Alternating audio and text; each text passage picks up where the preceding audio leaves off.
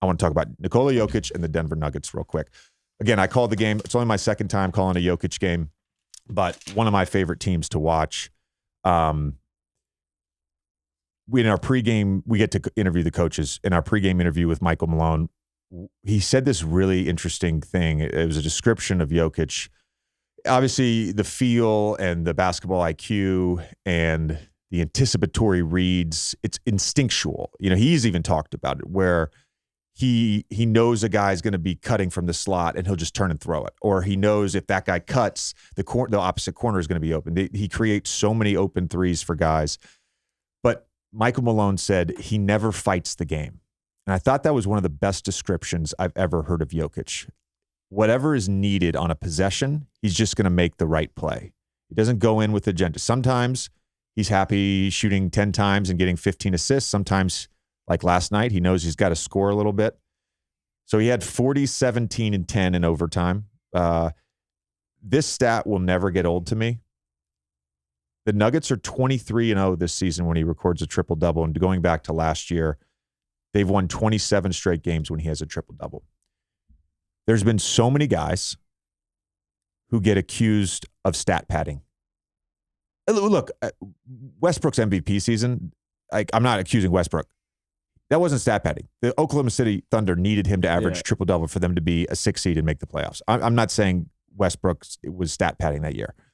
But there are times where certain guys stat pad. That's just the NBA.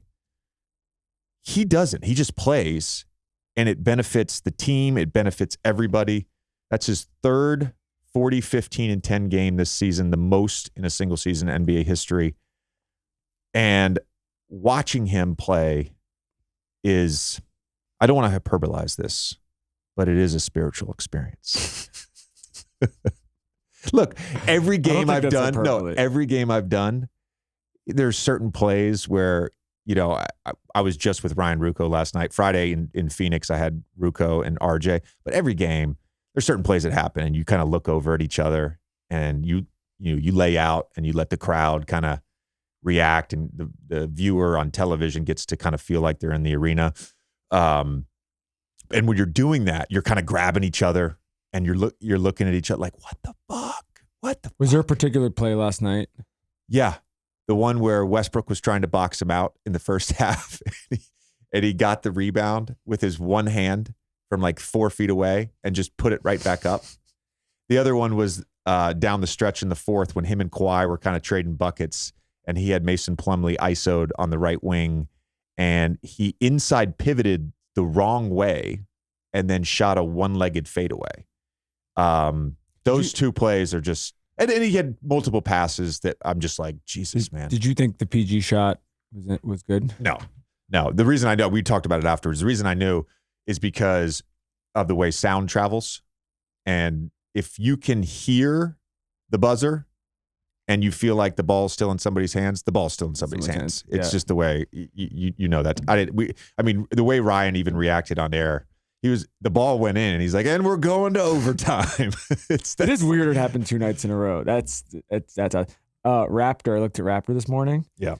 Number one, he's been number one for most of the season. 14.3 total Raptor. He's now kind of smoking everybody in total Raptor. Wins over replacement, 16. Luke is the next highest at 12.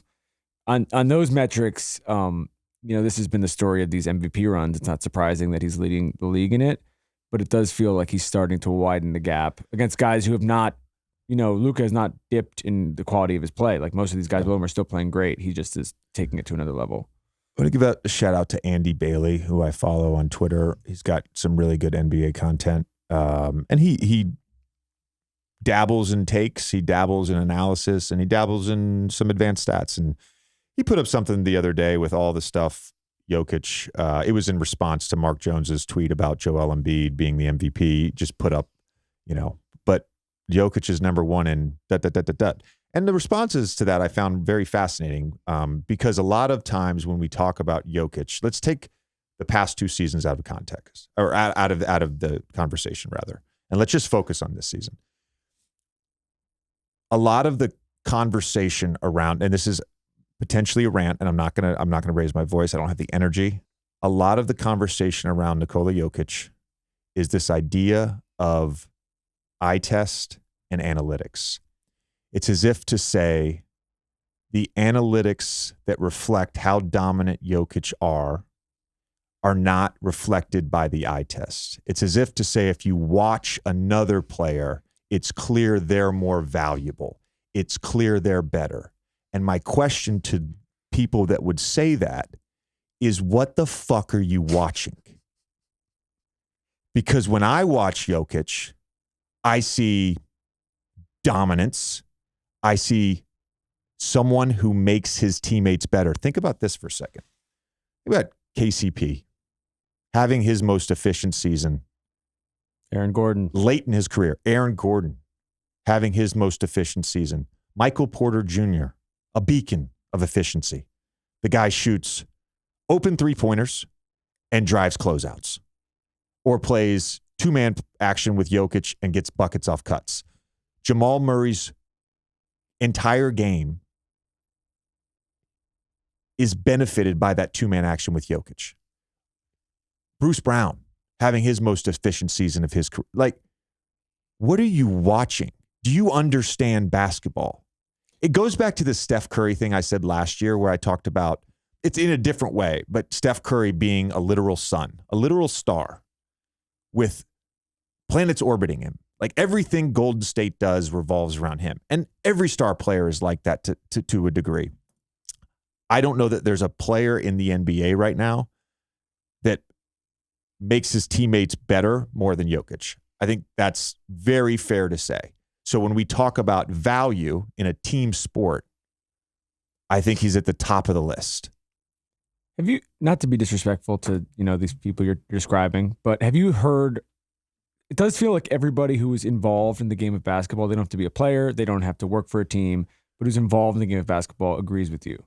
This feels like it's a thing that is like, it's almost like we've talked about like Rorschach tests of dumbness sometimes. It's not, no, I don't think it's dumbness. So it's a great point. It's the way you consume it. And it goes back to being, and I mean this in a negative way. It goes back to being a casual. I appreciate casuals because we need fans. It's where the money comes from. Well, it's what drives interest in sports. We need fans. We need people to be interested. There are people that are interested, and there are people that are obsessed. And anyone that is consumed with basketball can acknowledge that Joel Embiid and Giannis and Kevin Durant and Steph Curry and John Morant, Jason Tatum, whoever it is, they're awesome, and they're having awesome seasons. No one's Damian Lillard. No one's disputing that. But Jokic is having a better season than everyone else. And they're in first place. And he makes his teammates better on a level that no one else does. I firmly believe that. I was going to say, one of the good things about them hopefully making a deep playoff run this year is, like we've talked about this before, but Denver is not the Lakers. They're not even Phoenix. They're not a team that's on national TV all the time. They're not a team that is, regular fans are watching, especially on the East Coast. And so we haven't gotten to, I guess besides the bubble, we haven't gotten to see him do this in like a conference finals matchup. But imagine like a Denver Phoenix conference finals with him and KD and him and Book going head to head. Then I think it's just going to, because it's completely, when you watch him, if you actually watch him, you get it. And so you have to just make the effort to watch the games. Well, a point of topic around, or a point of discussion around this topic lately has been, if he wins his third MVP and then they don't at least make the finals, then should we change the criteria of the award, whatever. It's fine. I would point out that Jokic has yet to play with an all-star. He has yet to play with an all-star. And all these guys that we've talked about are having career years. Jamal Murray, of course, coming off injury, but he's been solid and has had insane runs. So I don't quite get that argument, because historically, at least, every guy that wins plays with another. Yeah, that's the modern NBA. They play with a second star. And the other point about Jokic that I just want to say is, in the playoffs, in his career, 26, 11.5, 6.4 assists, 52% from the field, 39.6% from three. He takes 5 threes a game. And last year, they were clearly outmatched against that Golden State team. And, of course, Golden State goes on to win a championship. Draymond, Looney, they guarded their ass off. They made it tough on him. He averaged 31, 13, 6 on 57% shooting.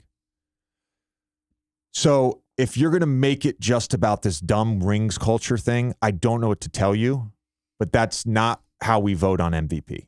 It's just not. So we'll see. I would love a Phoenix-Denver. It would be amazing. It'd be amazing. If you want to watch the rest of the episode, check out The Old Man of the Three Things, available exclusively on Amazon Music.